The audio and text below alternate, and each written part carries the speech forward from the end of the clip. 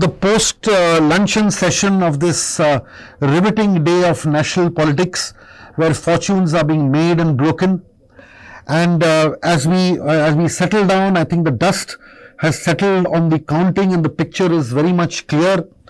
If the morning started with picture abhi baki hai, all that needs to be done now in the post-lunch session is to figure out whether at the national level, whether when will Narendra Modi take over as Prime Minister, or of course there are some questions being asked as to if he will.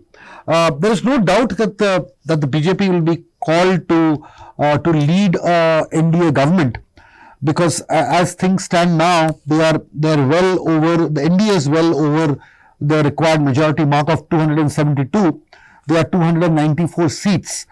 But while we say all this, there is a caveat that needs to be also put in, because the BJP currently on its own, if you include winning and leading, is ahead in only 240 seats, much lower than its last year's figure of 303 seats. More importantly, it is 32 seats short of a majority on its own as a party. While it might be sitting pretty with regard to the NDA, but the issue is that there's a lot that can happen in politics in one day, forget 1 week, and we all need to figure out now, right now, the nation needs to know which way the TDP, the Janata Dal, the one seat of the BJD and some of the smaller parties will go. Because if they all unite and you have roughly about 30 to 35 seats from the NDA, which could technically, one is not even saying that there are any rumblings or there is any issue right now, but there could be a glimmer of hope for the opposition there. We are joined, and we are honoured and privileged to be joined by Dr. Manoj Kamath, principal, professor, writer. Dr., let us look at the national scenario, and how do you see it playing out given the phenomenal performance of the India Alliance, especially in states like UP? Surya, first we see that this mandate has been historically surprising. Right. Because the mandate which the opposition has received is not only overwhelming as compared to what was expected, it also defies the kind of expectations people had, the press had, the exit polls, had, and of course the media in the country around the world had. Yes. BJP expecting almost 400 par with his NDA allies, which would also meant that BJP was expecting close to almost 330 to 350 seats. Right. Now from the expectation of 350, they come down to 240. So that means 110 seats less. And Congress, which was considered to be getting less than 50 or maybe very marginally around, say, between 40 to 50, has got almost 101 on its own. Right. So there is 100% increase over here, whereas there are almost, say, 100 seats down there for the BJP. Right. Even if you look at the NDA's performance, which was expected to be 400 par, today the situation is it is not even 300 par. Right. And with two major parties with the political strings in the hands of JDU and TDP, which is 14 plus 16 is equal to 30, say just 30 seats more. Right. Which is equal to the, which can make a difference to the majority or government or no government. Correct. Which means that this mandate is totally defying the global expectations and expectations. That means what has happened is that silent voter has worked. There were no indications that the silent voting is going to help. Right. Right. But one thing, one red flag was already raised when the opposition came together. Right. And though the India bloc, and you have seen the BJP was jittery right from the time when India bloc was named as India bloc. That's right. They immediately tried to change into Bharat, and there were discussions, whereas the India bloc was ridiculed to be as Indie bloc and things like that.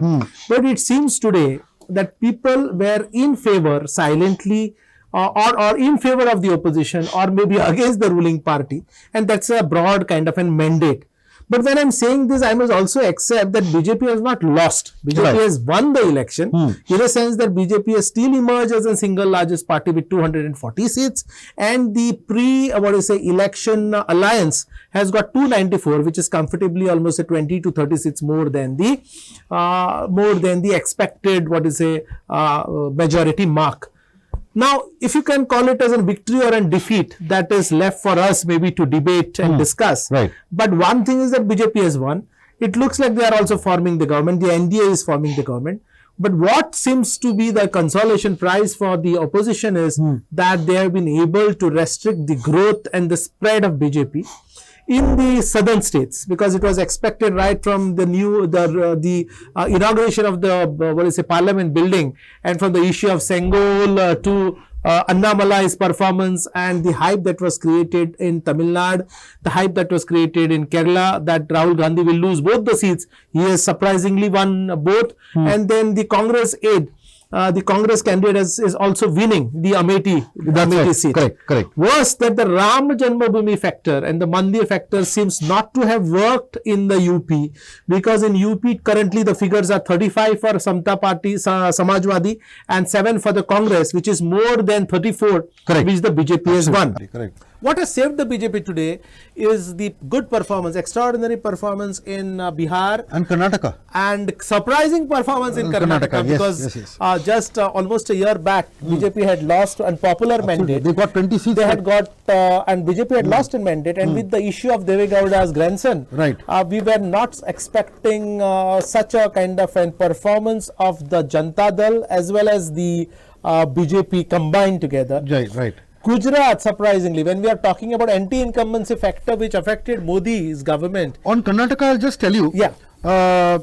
Initially, we thought the BJP has got about 20 seats. The Karnataka figures are 16 BJP and 10 Congress and 2 JDS. So, it is not, it is still a good figure for the BJP, because it is 16 plus 2, 18. Correct. When a year back, just a year back, BJP had lost very badly, I must say, in Karnataka. And even with the new episode of Deve Gowda's grandson, BJP has still been able to keep up with the traction. See, in Kerala also, the Congress has not done too badly. 14 they've got Congress. IUML has got 2. Correct. IUML is backing them, no? Yes. Okay. Is part of India? Yes, it is part of India. So 14 and 2, say 16 there. So BJP has got only 1 seat in Kerala. Correct. So they were thinking that they would get a better lot. So the Kerala story is not really worked. Kerala story has not worked. But surprisingly, defying all expectations, Biju Janata Dal's era is completely gone. Because again, it has got only 1 seat. Yes, it has got only 1 seat, and it has also lost very badly in the assembly elections as well. What has saved BJP is Madhya Pradesh. Not saved, I mean, it's added a lot to its... Madhya Pradesh, they have got a clean sweep. Gujarat, they have lost only 1. Looks like they will lose only 1. That means it's 25 plus 1. MP, they have got all the seats. In Madhya Pradesh, there is an issue. Meaning Madhya Pradesh, they've got 29. Uttar Pradesh has been an issue. So it has been mixed results there for them. For the BJP. If not for Gujarat, and if not for what to say. Now it's very difficult to analyze such kind of a thing where the mandate has been fractured. In a sense, BJP, if you say that 10 years of anti-incumbency has worked for the opposition, then anti-incumbency has not worked in Madhya Pradesh. Then it has not worked in Gujarat. If you feel that secularism has worked for the opposition, then you might say, okay, it is true to some extent, because Uttar Pradesh, including the Ram Mandir or the bulldozer factor, has not helped the BJP. But then if you look at Karnataka, if you look at the current scandal, and if you look at the kind of things or the kind of mandate Congress had got 1 year back, if you say it is unhappiness of the local, local governance and the local party, the Congress not doing well at the local level, then Congress has done badly in Karnataka. But in Kerala, Congress surprisingly wins. Absolutely, and does well. And it does well. So this mandate, it's very surprising, and therefore I call it's an historical surprise, because it defies all kind of expectations. It defines all kind of political theorizations. Okay, let us look at the Varanasi constituency. See, Modi's lead. Would you call it prime ministerial? Only 1,50,000. That is the kind of a story now, because when you create, or when there is too much of an hype, or the entire focus of this election was on Modi. Probably Modi as a chief campaigner addressing more than 200 rallies, or Modi's guarantees, or Modi being on the forefront right from the first day till the end of the elections. This kind of margin is not expected from a chief, prime ministerial because candidate. Ajay Rai, the Congress candidate there, got 4,43,000 votes as opposed to Modi getting 5,90,000. 5,90,000. So this is not a prime ministerial margin. Let's put it Correct. this way. But see, understand one thing, that the consolidation of opposition votes has worked in favor of the opposition. Correct. And you have seen the similar kind of an consolidation also in South Goa. Right. Where the minority consolidation has done better than Hindu consolidation in South Goa.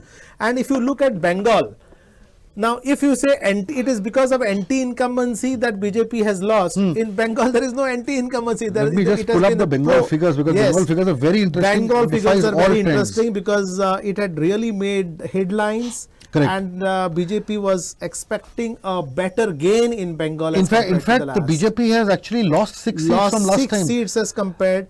Trinamool has got, see, my point is now ultimately Trinamool has got 29 seats. Correct. Congress has got 1 seat. 1 seat. Though they are bitter enemies there, they are part of the larger India alliance. Absolutely. So you're picking up 30 seats. Similarly, from even the Communist Party for that matter, though they fought elections bitterly in maybe say Kerala or in say they will all Bengal, be a part of the grand opposition alliance. All part of a grand opposition alliance. Correct. So it seems that the collective opposition is always a threat for a ruling party. Right. Because there is a considerate amount of consolidation. Correct. What has not worked for BJP is that Ram Mandir kind of what the consolidated gains they expected from issues like that of Ram Mandir. Correct. The issues like that of election topics or the manifesto areas like that of say uniform civil code. It has not really worked well. And then we have seen that the minorities and the Dalits, wherever or the Sikhs for that matter, or Jats for that matter, or farmers for that matter, has overwhelmingly not voted in the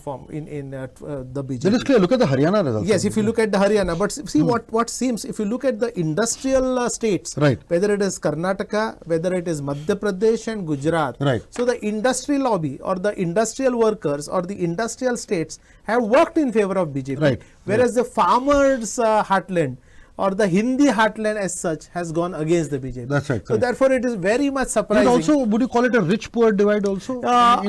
Finally, it has to boil to that, rather than saying, rather than talking about pro-incumbency or anti-incumbency, rather than talking about secular or not being secular. Okay, it is that rich-poor divide, and the divide which has been increasing, the economic factor. Though if you see, it is very interesting also because there's no electioning, no election happened on any of the items on the agenda related to economics. Yes. So economics was completely out. But it was an underlying feeling. But underlying feeling or the underlying current was purely economics, whether it is unemployment, whether it is poor people being poor, or the kind of boastful statements that we are supporting so many below poverty line people with free ration itself is a negative factor that the rich divide in the country has increased. Though at one point of time we were happy saying that we are getting 8% growth, the increasing level of poverty or people under the poverty line was particularly a factor. In other words, electioneering or blind campaigning or what you say, your media or your paid advertisements do not work at the ground level. But there is another thing which is very interesting, and then it should hit back at the opposition.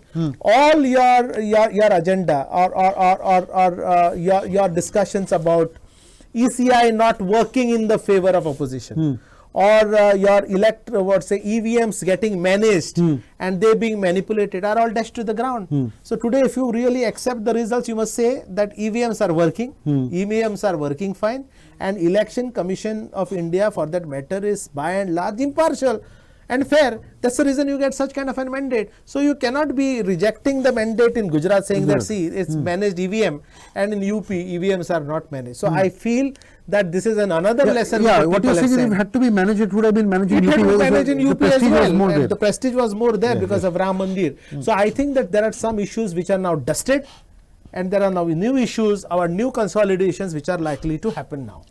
The other point I would like to flag is the exit of exit polls. Correct. Is it a fair remark to make? Because if you see how could the exit polls, I wouldn't say they got it wrong. The issue is this kind of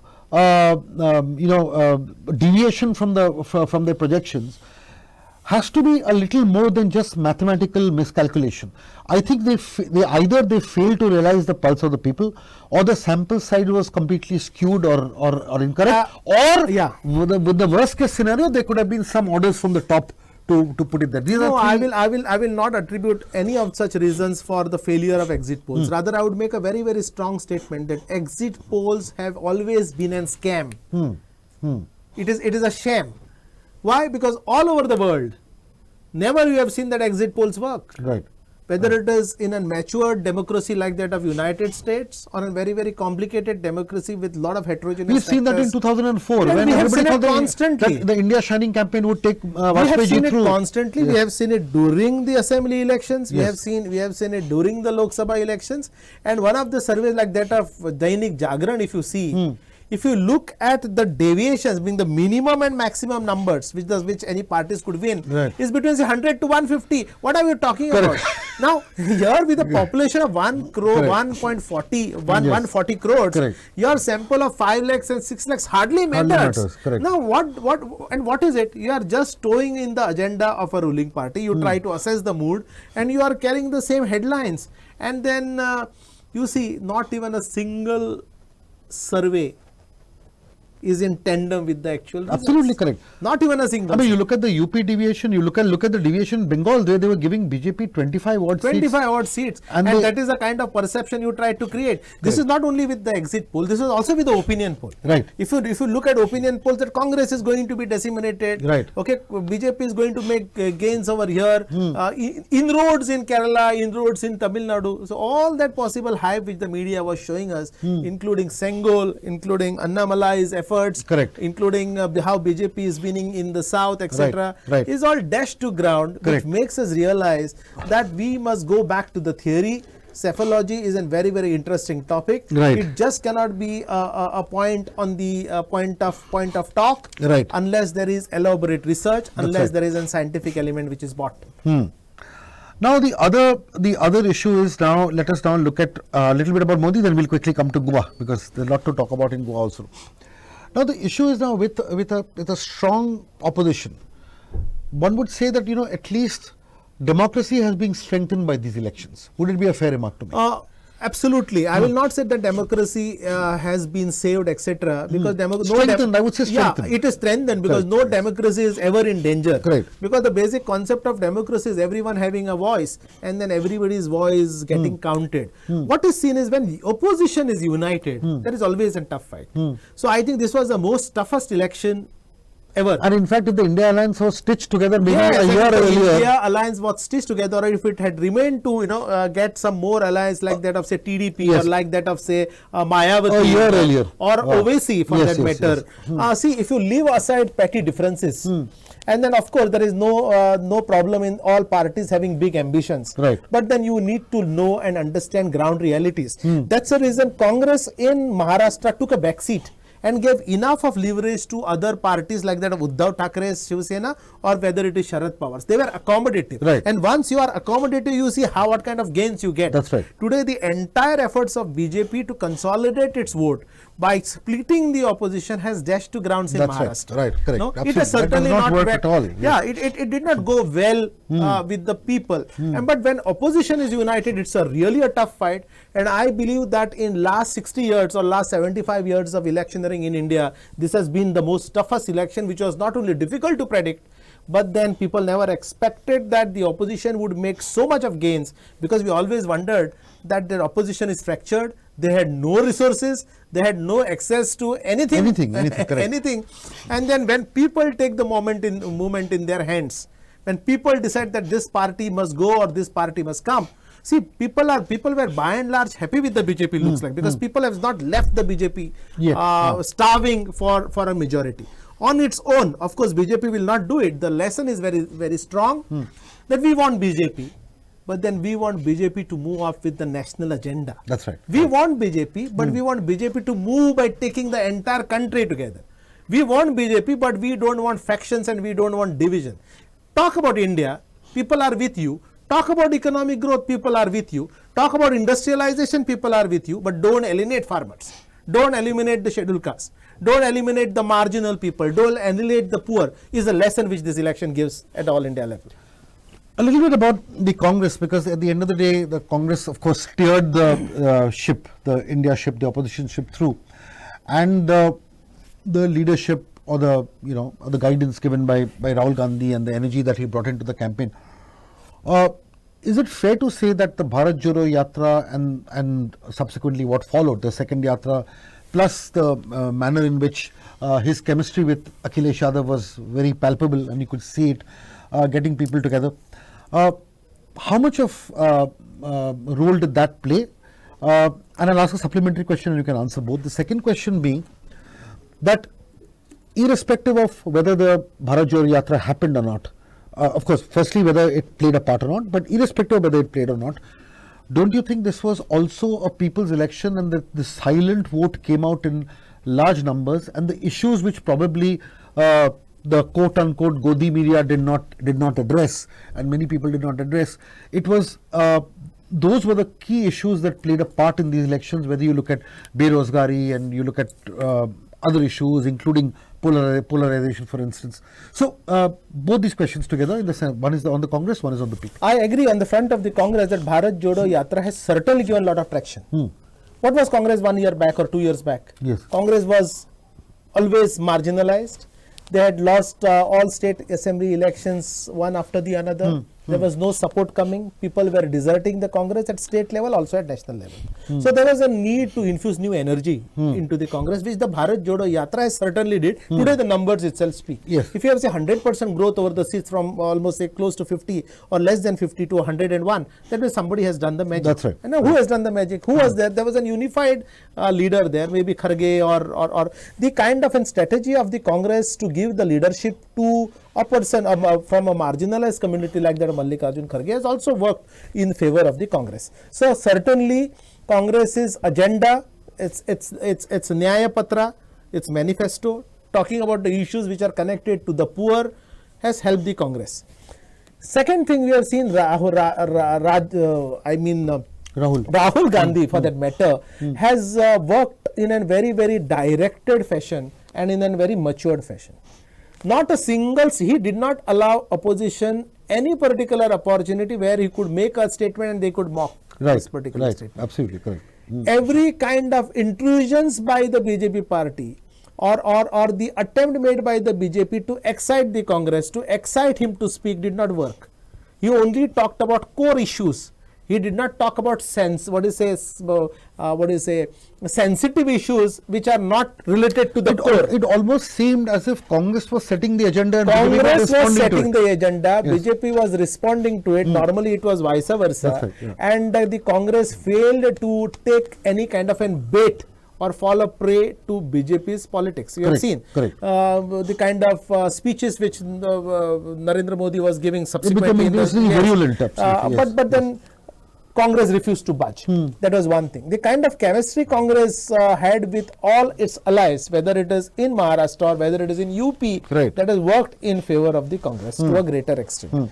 So I feel that the matured stance of Congress, and then you are forced to take a matured stance when you have no resources. That's right, correct. Obviously, you also get people's sympathy when you realize that this is a political party and one of the important party in the democracy of the country, which has been sidelined, which has been pushed to the wall. Right. Once you push somebody to the wall, and probably the same thing happened elsewhere, in other states as well. When you try to alienate or when you try to isolate a particular party or its leaders, you see an upsurge in the performance, and that is what happened. Second, if you look at the real issues, no real issues were really discussed. I mean, real issues meaning core issues like that of unemployment, like that of poverty, etc. were not discussed. We had some good, factors like that of economic growth, but BJP did not talk about economic growth. BJP did not talk about how the status, how the stable foreign policy of India has really made India its name in the recent years. But then we were talking about agenda which was most divisive. That's right. Right? And we were talking about uniform civil code, we were talking about Mangal Sutra, and we were talking about religion, we were talking about my God versus their God. And Mujra. And then we were talking about Mujra and all those particular factors. people got entertained, but people did not get carried away. So behind the kind of campaigning or electioneering which was happening, there were some core issues which were never touched by any of the party. Of course, Congress was very subtly talking about it through its Nyaya Patra. The opposition parties were talking because they had nothing good to talk. I feel that the Nyaya Patra was an amazingly well thought out, well crafted document which did not work last time. Correct. But it certainly could create a good purely as a politico-economic exercise. It was very good. Yes, because a lot of very serious minds got into it. They struck the core issues, and it was very research for the first time in almost 30 years of journalism. You have come across a very responsible thing, because most of these are actually cut and paste jobs. Correct. But I think the Nyaya Patra was a document that needs to be emulated, taught in universities, taught by all learnt and read by all political science students. Very much. Because it is essentially an edifice of what the country ideally should be. And the BJP was, in fact, what is interesting is that there was a certain amount of discomfort with the depth of analysis and research and the issues that were flagged in the Nyaya Patra for the BJP to start attacking elements that were not in the Nyaya Patra. On the other hand, which BJP's backfired manifesto completely. was very sketchy. Yes. It was only catching attention by using some common buzzwords which people like to talk about. Right. You talk about Ram Mandir, you talk about my culture, you talk about how rich we were, etc. All these things are good to hear, good to talk. Correct. But finally, it makes no difference for common people. That is what was seen. But the underlying fact was that the real issues or the core issues were sidelined in election campaigning, but people always had a hand over these core issues. That's and I think that that really worked. A little bit, about 2 minutes more on national, and we move to Goa. While we have spoken a lot about North India and other things, do you actually feel that the non-BJP satraps in the south, okay, whether you look at Jagan Mohan, you look at Chandrababu Naidu, you look at Pinari Vijayan in Kerala, and to a large extent, say DK Shiv Kumar and others, do you feel that there is now, irrespective of whether they are in NDA or not, I'm looking at a broader picture, I'm looking at the non-BJP political scenario, beyond NDA and beyond India. In this non-BJP political scenario, given the indications that this election has thrown up, there is a possibility of the non-BJP political ecosystem working in tandem and working on core issues, because for the first time I feel that in the last decade there will be some buzz in the drawing rooms on both sides that there is no invincibility attached to this ruling formation that was there for the last. Absolutely. See, BJP's main strength as well as the weakness was it was relying on the name and the fame of a single leader. That's right. With all other secondary leaders put at the back door. So you had only one face, and when they expected a sure shot victory and they thought that everything could be relied and attached to his name. Today with the kind of numbers, I think that has backfired. Right. On the other hand, you have individual cults working at the state level. Right. Like for example, if you talk about Karnataka, you have taken, you say you have DK there. Right. If you talk about Kerala, you have another leader there. Then we have Chandrababu, you have Jagan Reddy. Correct. Right. So these are, or we have Mamta Banerjee, or we have Kejriwal. Right. At the state level, it is no longer the regional party, but it is, or you have Stalin. Right. So we have those individual cuts or personalities which has real grasp over the local level politics. Right. So it all boils down to having more people at the local level talking about core issues, or we have a centralized leadership which is taking a macro view. Right. So what I believe is that micro perspective or micro politicization, where we talk about micro issues remaining footed and close to the ground, works very well as compared to one who takes a bird's eye view. Right. And that really has helped the opposition if you look at. But one thing, this results also prove that the voters of the country don't rely that this individual cult should take the nation forward. Correct. They are looking for a credible face. had the India bloc given a credible face or named a person, Right. Do you think that would have worked? Yeah, that certainly would have worked. Okay. Obviously, finally, when you are making a comparison right from the day when opinion poll was out till today, even if you look at the TV and if you look at the commercials of political parties or the commercials of exit polls or the results of campaigning, you have Modi versus Rahul Gandhi. So that kind of an comparison anyway had to happen. Right. So what was wrong in projecting a leader or probable leaders by the India bloc? Right. Anyway, that comparison had to happen, and that comparison will also happen today. Right. Fortunately, today this comparison works in favor of the Congress and not for the BJP. Right. Though BJP has won, Right. It seems to be that BJP has not got what air it had created in last couple of months. Right. Okay, just a quick update on some news that has come in. In the second round of postal ballots, out of 1563 votes, 126 were rejected. Congress got 771, BJP got 574. This is South Goa. Okay. Also important is that the South Goa district returning officer has clarified that the issue of recounting will not be taken up right now. Okay. Without getting into the rumors, the collector said that after the counting process is completed, the postal ballots and the final tally is updated, a formal chance will be given to all parties for a recount request. Right now, that has not come. If that happens, a decision will be taken at that stage. So right now, there has been no formal recounting process that is going on, because we had heard that the BJP had asked for a recount in South Goa. At one or two places. At one or two places, the South Goa collector has said no, we are not getting into it. After the full tally is done, both the parties will be given a chance to. Can you also update us of what is the difference, or what are the leads in South Goa, if at all? Yes, or whether yes, the yes. results are declared? No, results are not declared in either of the two. So right now, while the counting is over, they have not declared the results, but Viryat is, I'm using the word ahead now, right now, because 14,703, that's the margin. And of course, Shripad Bhau has got a lead of over, it's just coming up, 1 second, I'll just tell you, over 1 lakh of votes, more than lakh. I think it's 111,353, that's the figure. Okay. So I think it's a phenomenal. It is an historic win for Shripad Bhau as well. Yes. So when we talk about anti-incumbency, right, that doesn't seem to work. That has not worked for Shripad Bhau. Correct. No? So tell me, though we have focused a lot on South Goa and we'll touch upon it a little bit, but let's look at a little bit about North Goa. Why does North Goa vote so differently from South Goa continuously? While the BJP struggles to open its to win in South Goa, it literally seems as if it can go to sleep and wake up the next morning and win the elections in North Goa. Yes. So it is a clear-cut reason. The clear-cut reason is the composition of the seat.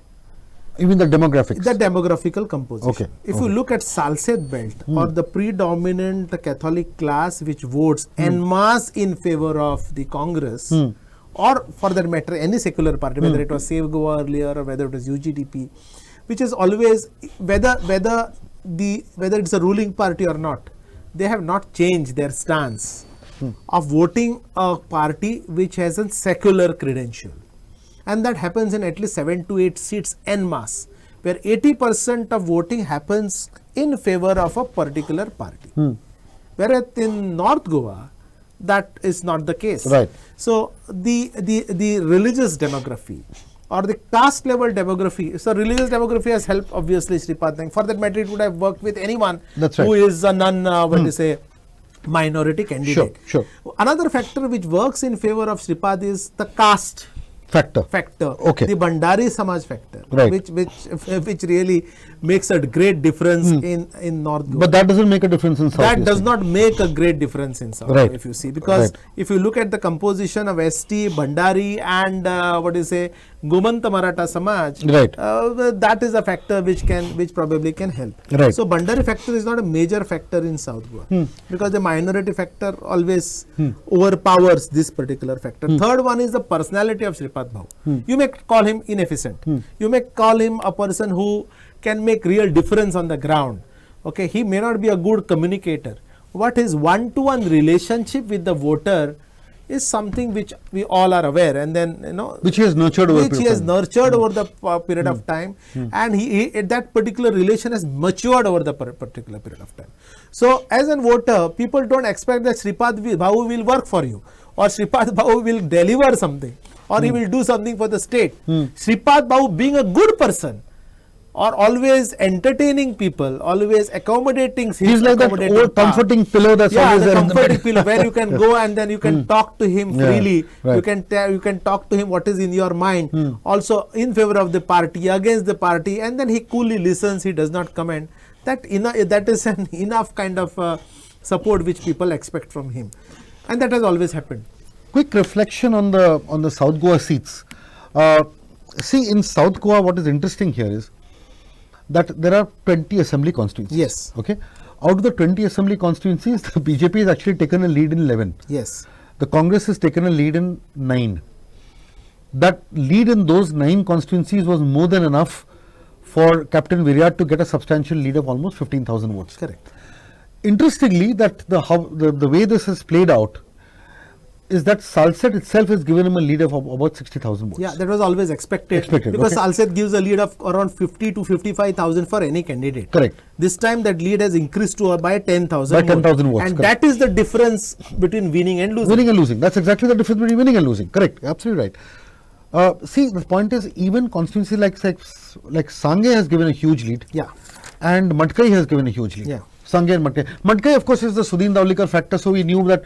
And so, when Daulikar was with the Congress, the results were different. And when Daulikar's. But here, even the Daulikar factor and other factors were not able to dent the Congress to a large extent. And one of the reasons, very interestingly, we were going through it in detail, and in the last session, Sandesh Prabhudesai and Prabhakar Timle we were studying that. What is interesting here is that while the lead in the Salset constituencies is a factor, what is a bigger factor is the shrinking of the BJP lead in the new conquest constituencies. Correct. See, if you compare 2019 and 2024, and across Ponda, if you leave Sangay out, Savarde, Kepe and other places, you will see, and even in constituencies like some Salset constituencies also, you will actually see that there has been a huge, and Mormugao, huge shrinking of the BJP lead in these non-Salset new conquest constituencies. And that is where from a difference of say 21% to 25% in most constituencies, that average has shrunk to almost 3%. So I am saying that, look, even this 55-60,000 lead may not have been enough for Viryat to win. What has happened in constituencies where the Congress is behind is the number of votes they've got in those constituencies, and that is where they won. See, for instance, if you look at Kepe, now Kepe is a very interesting situation. They actually have a lead. Yeah. It was supposed to be a litmus test for Alton, the Congress MLA, and he passed that test. Correct. So that is very interesting. But the difference is very small. Yeah. 11,937 for BJP. Correct. 12,721 very for small. the Congress.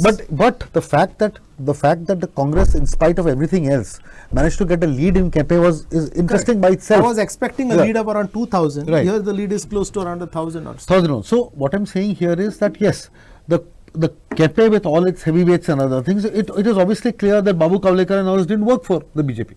It's very clear. Otherwise this wouldn't have happened. What is also interesting here, look at Margao.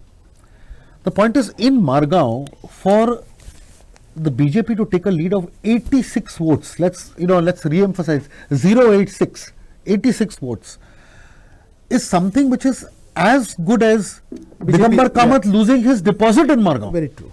And why do you think this has happened? Yeah. See, there are two things. Though what you said is factually correct, you have given me the numbers. But the major theory you are trying to propose, and what I was hearing, I was listening to the discussions in the earlier sessions as well. The consensus which emerged from the discussion between you, Mr. Timle, and in the earlier session was there is minority consolidation, but no majority consolidation happening in what is that was what was espoused. Correct. In so-called Hindu belts, Hindi voting belts. Right. I disagree with this statement. Right. And I disagree for two reasons. Obviously, looking at the numbers, it seems so. But you are basically forgetting that South Goa seat has always been the bastion of the Congress. Right. Right. Second, Huh. second, Huh. when I say that South Goa seat has always been the bastion of a Congress, Right. BJP winning on 2 occasions has been a political aberration. Okay. One, because it was not a single one-to-one contest. Okay. When Ramakant Tangle Yes, once yes. and Mr. Savoykar won again after a gap, try to find out how many number of candidates were fielded in that election. Okay. Okay. Number one. Okay.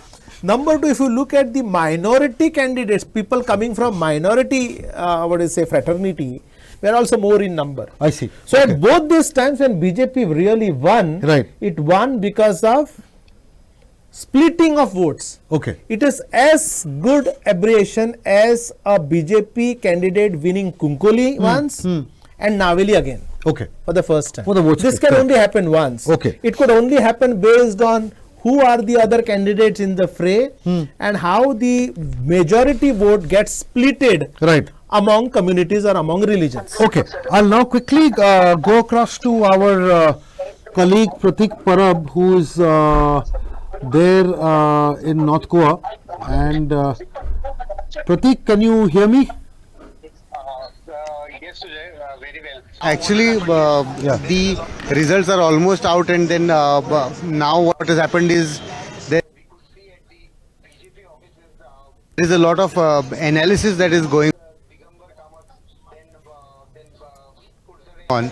So one thing that has happened is we could see at the BJP offices the main persons like Digambar Kamath, then Kursare MLA Nilesh Kabral, and also Babu Kawalekar, who was the former MLA of Kepe, who supports BJP today. They have been called to the office. They have come to the BJP office and are in a meeting with the president. This probably has to do a lot with the numbers that have come out from the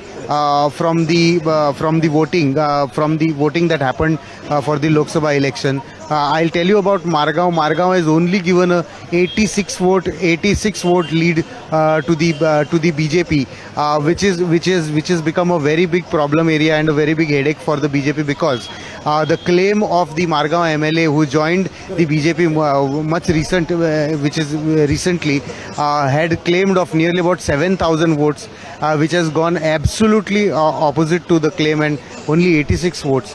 Secondly, given the leader that was Babu Kawalekar in the previous stints before Elton, he was expected of giving BJP a sizable lead, but that has not crossed more than 1,600 or 1,500. And similar is the case with Kursore, where the lead has not crossed as expected. So the analysis of what has gone wrong has started in the BJP camp. Secondly, they have also said that they will be appealing against the counting. They will be appealing for a recount of the South Goa I'm seeing you election, on the screen and they will in be the BJP they office, Pratik, right seek now. recounting until. And I don't see any euphoria or any buzz there. It seems rather quiet. Is it? Are you saying that there is no presence of workers, there are no dhols, there are no celebrations and all that? So is the mood very somber there?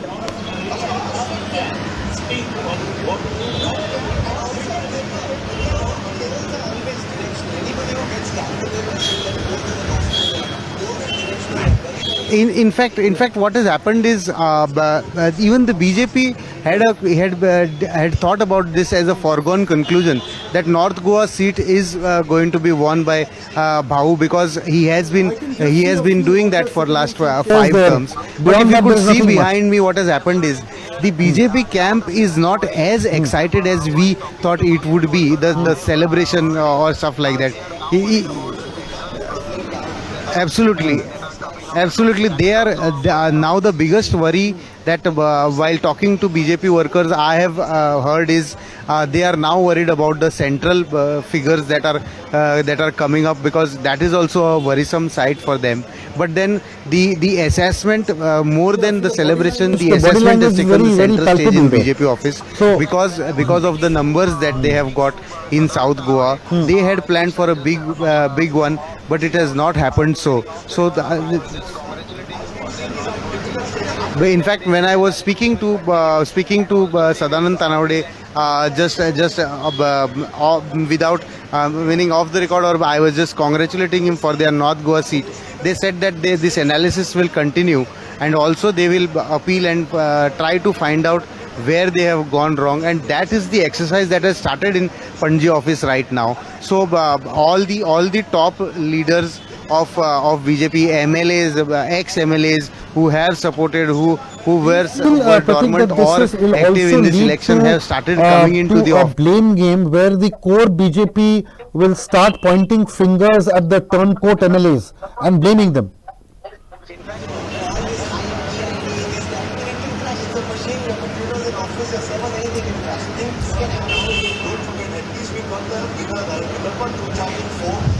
In fact, that has that has already started. That is what I can say, because there are murmurs going on that this the importing of MLAs by BJP from Congress has not worked for them. Has not worked for them in favor, is what can be seen, and given the amount of lead that the Nuve constituency has given to the Congress candidate, that also has backfired on the Kurturi BJP. constituency. Also, there has been an 8,400 vote lead that the Congress has got. That is unprecedented. Some plays right, some plays wrong. But look, at the end of the day, I think Pradeep, I know you are passionate about election, passionate about what the chaos that are coming up. That is unprecedented, is what could be seen, because Kurtari MLA was supporting the current government dispensation. It was being said that Kurtari will not stand with BJP anyways.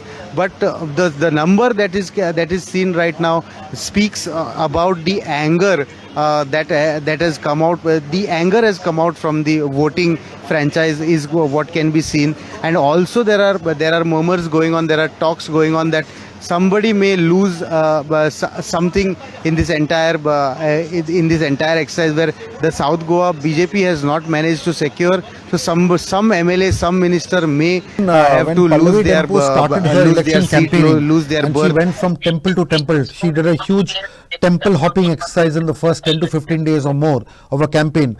One could see people like Reginald and as well as Alice Sequeira actually accompanying her to different places and very much putting themselves right up in the forefront as supporters. Maybe that probably kind of upset or angered their core vote bank.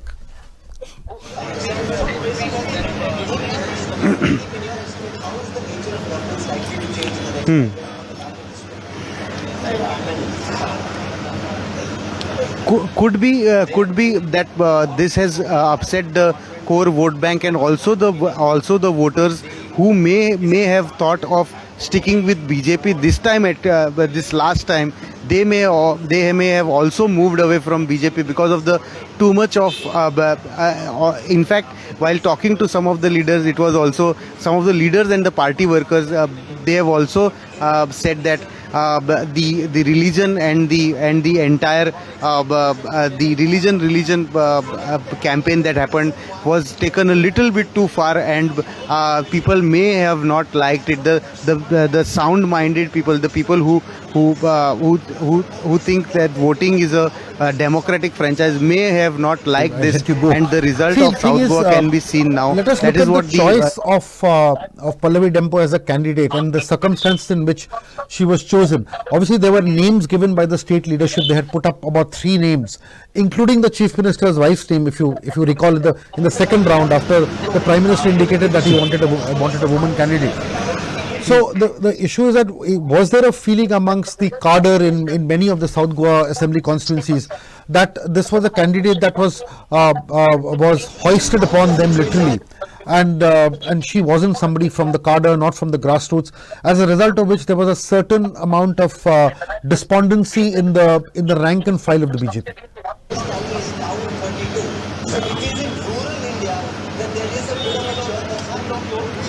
What, how would governance change? And I personally believes that a whole host of new subsidies will have to come in. I could very well tell you, because I was when we were reporting, Herald was reporting for during the election campaigns. We were in touch with the BJP Yuva, the youth wing of BJP, the old timers of BJP, and they have there was a school of thought that was going on that they shouldn't have chosen a new candidate, rather would have gone with a candidate who had already won, who was already a MP, that is Naren Savarkar. There were more chances of winning. But this theory has a lot of riders to it. But also it could be seen that the BJP was too much banking on the caste bank of the votes, which they said are the Brahmins, which may be voting towards Pallavi Dempo, but that may not have worked for the BJP. And plus there is one more factor that came out especially in the Margao voting pattern is the BJP assumed that the lower middle class and the lower class would stay with them, but I could tell you by the figures of the voting that have come out from Margao, the areas like Moti Dongar, Azad Nagri have completely gone out of BJP's hand, which used to be with Digambar and some Digambar time Kamath. ago. What with does the- this say with about the Digambar BJP. Kamath's future? Even for the matter of Naveli, the same pattern has emerged, Sujay. Yeah.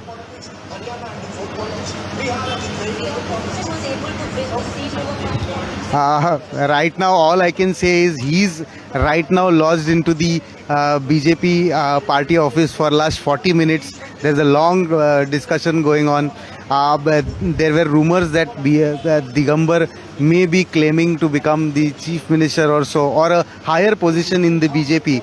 But that dampens his entire plan of claiming of anything. In fact, he will have to save himself right now in this kind of situation, because BJP has taken this loss in South Goa very seriously, given the amount of the pressure they are putting for recounting. And, thank you very and much for this also the discussion. I meetings that think they are holding. the South Goa defeat has caused such a big dampener that they may not even celebrate Narendra Modi's overall national victory as well.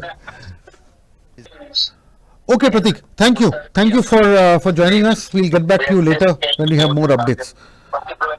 So, what do you make of this discussion with Pratik, Manoj Bab, from the takeaways from this chat? Yeah, see, BJP never expected such kind of voting pattern. Right. Where Ponda, where Shiroda, where constituencies like that of Savarne, Sange, they thought always could give a higher margin. Right. And then that has not happened. Question is, why has it not happened? This is because of the wrong expectation that it should happen. As I was suggesting earlier, when we are talking about BJP's win in two political aberration, and that was only because that there was a split of votes. So it should not be taken as an average, thing. It is wrong to believe that because you have more number of MLAs in the south, and which is because of inorganic growth, that can give you victory in the south. It was a difficult game, and it is a very difficult game when BJP has to fight a candidate 1-to-1. And this time, unfortunately for the BJP, that fight was 1-to-1. Right. And not just fight 1-to-1, it also was felt like it has been fought on religious lines. Right. When you have a consolidation happening, and if you see the kind of consolidation, Benaulim has given a lead of almost 14,000. That's right. Right. William has given a lead of almost 13,000. Noah has given a lead of almost 11,000. Now the kind of lead 13 plus 11 plus almost 14 is enough to wipe off all the lead which you get from the Hindu dominated areas. Had there been a third candidate, which was also a powerful candidate, or more than 3 candidates, probably would have found a different picture. That's right. The lead figures from maybe 13 in William would have gone to 9. Or could have gone to 8, and that would have been exactly the winning picture. So when we are saying that that all these blame games and this person has to be blamed, or that votes have not been translated, BJP has got good number of votes which otherwise they were expecting. Right. On the contrary, I would say that this candidate was a good candidate because this candidate's votes, the votes polled by this particular candidate, Mrs. Dempo, is more as compared to what BJP has got in all the elections. Right. But BJP candidate was fighting a battle against an united opposition, and that to a single candidate from a minority. Of course, the RJP candidate was not even considered to be worthy of a fight. But what they did was they adversely affected the BJP in places like Shiroda and Manmo constituency, which is what the BJP is claiming. Possibly at both the places, it is very difficult for us to say that RGP or RGP has dampened the chances only of the BJP, because there are quite number of old conquest correct. Old constituencies, yes, old conquest constituencies, the votes of the where Congress he has also eaten, RGP has also eaten the vote share of the Congress candidate.